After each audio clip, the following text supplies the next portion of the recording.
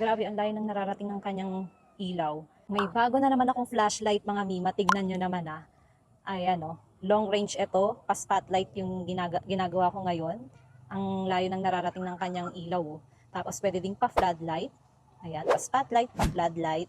Tapos meron siyang, ayan, medium light para mas makakatipid ka sa battery kasi medyo mahina yung kanyang ilaw.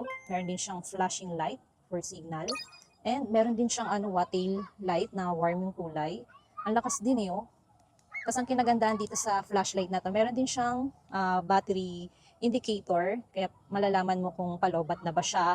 And isa pa sa nagustuhan ko dito, pwede mo siyang gawing power bank. Pwede mo ma-charge or pwede ka makapag-charge ng cellphone mo. Ito yung kanyang port, katabi ng isang port pa for charging.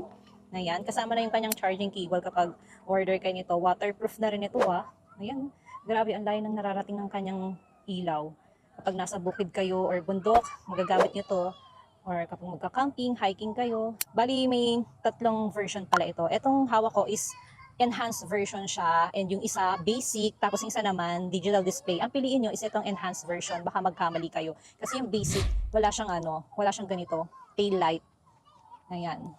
Enhanced version siya sa pagpipilian na.